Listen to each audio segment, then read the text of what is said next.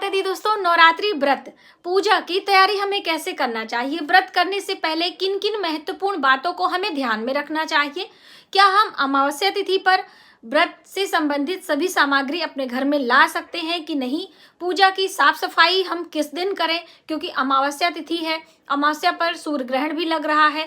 साथ ही दोस्तों, बहुत सारी बहनों का प्रश्न आता है कि क्या बिना व्रत किए हम नित्य प्रतिदिन दोनों समय की पूजा अर्चना कर सकते हैं कि नहीं। क्या अपने घर में कलश लगाएं या अखंड दीप लगाएं तो क्या व्रत करना आवश्यक है।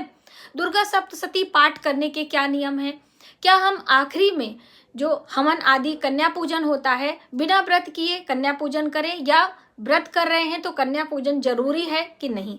इस तरह से नवरात्रि व्रत पूजा से संबंधित बहुत सारी महत्वपूर्ण बातें इस वीडियो में हम आपके साथ शेयर करेंगे। नमस्कार, वेलकम टू माय चैनल। मैं हूं मनीषा। दोस्तों, सबसे पहले तो आप सभी को चैत्र नवरात्रि, जिसे वासंतिक नवरात्रि कहते हैं, हार्दिक शुभकामनाएं।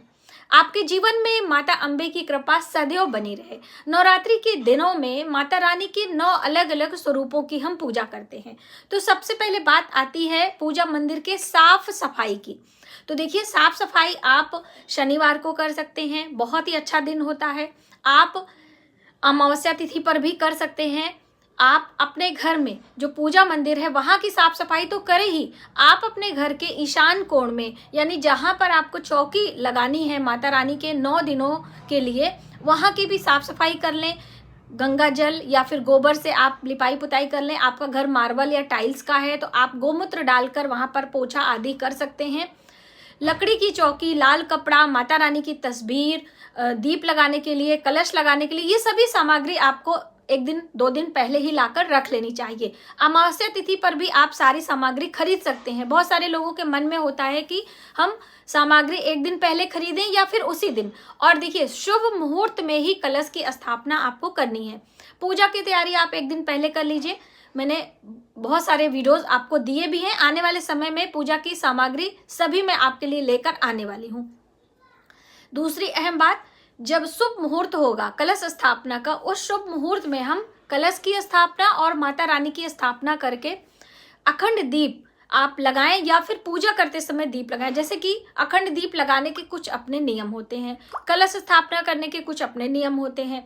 तो हम जब पूजा करते हैं, आप 9 दिन का व्रत कर रहे हैं अथवा 9 दिन का व्रत नहीं कर रहे हैं, पूजा आप दोनों समय विधिवत तरीके से कर सकते हैं। मंत्रों का जप है, पाठ है, आप माता रानी की कथा है, 9 दिन की अलग अलग कथाएं भी होती हैं, वो सभी आप कर सकते हो।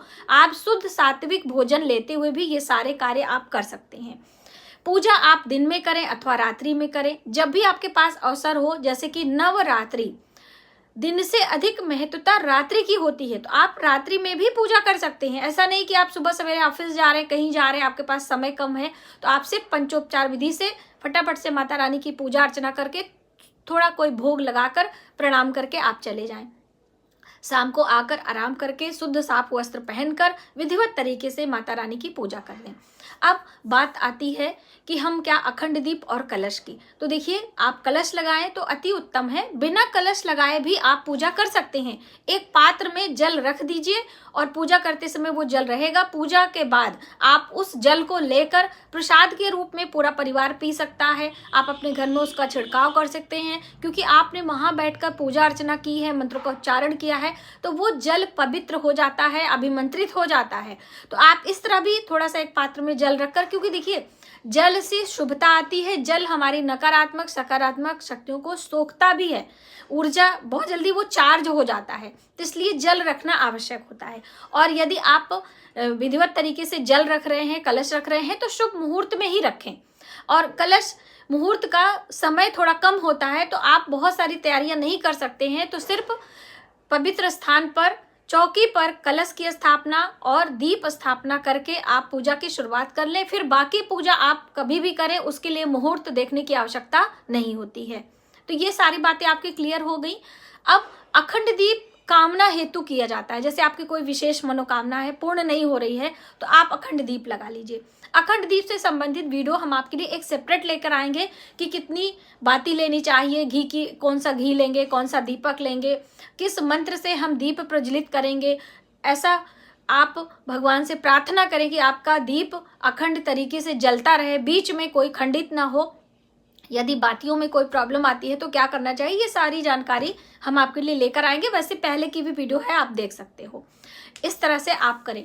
अब बहुत सारी बहनों के मन में रहता है कि हमने कलश की स्थापना की है, माता रानी की स्थापना की है, अब हम अपने बच्चों को स्कूल लेने जाते हैं, घर की और सामग्री लेने हम बाजार जाते हैं, तो घर को बाहर से लॉक करके नहीं जाना है। ऐसा हमें हमारे पुस्तकों में हमारे ऋषि मुनियों ने कहा कि माता रानी को अकेले छोड़ के हमें नहीं जाना होता है। तो ऐसे में हम क्या करें, जो बहनें अकेले रहती हैं उनके मन में ऐसी भाव आता है, ऐसा भ्रांति उत्पन्न होती है। तो देखिए, आप घंटे 2 घंटे के लिए दिन में पूजा अर्चना करने के बाद जब आपका दीप शांत हो जाए, दीपक जलाकर हम कहीं नहीं जा सकते, दीप शांत हो जाए, अगर आपको जल्दी जाना है तो कम घी तेल डालें, बहुत ज़्यादा घी तेल आप ना भरें, क्योंकि जब एक बार दीप जल जाता है तो दीप बुझाया भी नहीं जाता है जब तक वो स्वतः ना शांत हो जाए। तो आप कम घी तेल डालकर पूजा अर्चना करके आप अपने कार्यों को निपटा कर बाहर जा सकते हैं। ऐसा कोई नहीं है कि आप अकेले हैं, आप सारे काम छोड़कर बस दीप को देखते बैठे रहेंगे, ऐसा नहीं है। तो आप करें, उसके बाद आकर संध्या के समय आप फिर से पूजा अर्चना कर सकते हैं। रात्रि के समय आपको अपना घर अकेले नहीं छोड़ना है। आपने कलश लगाया है, आपने अखंड दीप रखा है, कुछ भी है, तो आप ये बात ध्यान रखें। भोग की हम बात करें कि 9 दिन के अंदर कौन सा भोग लगाना चाहिए, तो माता रानी के प्रिय भोग हैं, अलग अलग दिनों पर हम लगाते हैं। यदि उतनी व्यवस्था आपसे नहीं हो पाती है तो आप ऋतु फल, इस मौसम में मिलने वाले फल, मिश्री, पंचमेवा, वो भी भोग लगाकर माता रानी को आप प्रसन्न कर सकते हैं। ऐसा नहीं है कि 9 दिन के अलग अलग रंगों के वस्त्र, 9 दिन के अलग अलग भोग आदि नहीं कर पा रहे तो आपके मन में कोई भाव आए कि हमारी पूजा माता रानी स्वीकार नहीं करेंगी। माता अम्बे या कोई भी माँ भाव की भूखी होती हैं, आप उन्हें प्रेम से, भाव से कुछ भी अर्पित करते हैं, माता रानी जल्द ही प्रसन्न होती हैं। आप थोड़ा सा समय उनको दीजिए। मंत्रों की जप की हम बात करें तो आप रुद्राक्ष की माला पर माता रानी के मंत्र जप कर सकते हैं। नवाण मंत्र आते हैं, माता रानी के सूक्ष्म मंत्र आते हैं। आप दुर्गा सप्तशती का पाठ कर सकते हैं। यदि आप दुर्गा सप्तशती पाठ करने में सक्षम नहीं हैं, उतना नियम आप पालन नहीं कर सकते हैं, तो दुर्गा सप्तशती पाठ से ही लिया गया अर्गला स्तोत्र, सिद्ध कुंजिका स्तोत्र, ये सारे चीज आप पाठ कर सकते हैं। सिर्फ अर्गला स्तोत्र ही मंत्र के रूप में हर दिन आप पढ़ें, दुर्गा कवच आप पढ़ें, या आप ये सब नहीं कर सकते हैं तो सिद्ध कुंजिका स्तोत्र आप पढ़ें।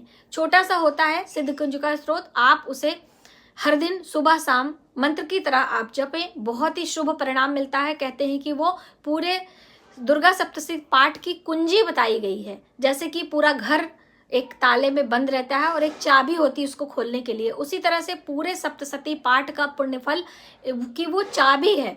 आप उसको मंत्र द्वारा, मंत्र के रूप में उसे आप पढ़ लीजिए, बहुत ही शुभ होता है। सभी जानकारी चैनल पर है। आप माता दुर्गा के 108 नाम पढ़ें।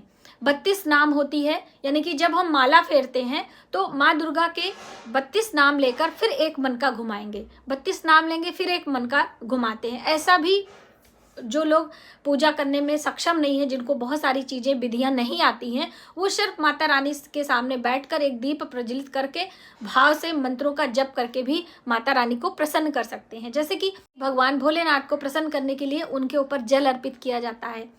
माता लक्ष्मी की पूजा में हम उनको श्रृंगार यानी कि वैभव तरीके से सभी चीज़ें भव्यता से हम उन्हें अर्पित करते हैं, माता रानी प्रसन्न हो जाती हैं। उसी तरीके से माँ दुर्गा मंत्रों से प्रभावित होती है, यानी कि आप उनका पाठ करें, उनके मंत्रों का जप करें तो माता रानी जल्द ही प्रसन्न होती हैं। तो आप ये सारे पाठ कर सकते हैं और माता रानी को प्रसन्न कर सकते हैं। दुर्गा चालीसा, विद्येश्वरी चालीसा, ये सभी तो आप कर सकते हैं। कहते हैं कि जब हम अपने घर में माता रानी की प्रतिमा स्थापित कर लेते हैं तो ऐसे में आपको किसी तीर्थ स्थल में जाके दर्शन करने की ज़रूरत नहीं होती है, क्योंकि माँ रानी स्वयं आपने अपने घर में बुलाया है। आप उनकी सेवा करें, पूजा अर्चना करें।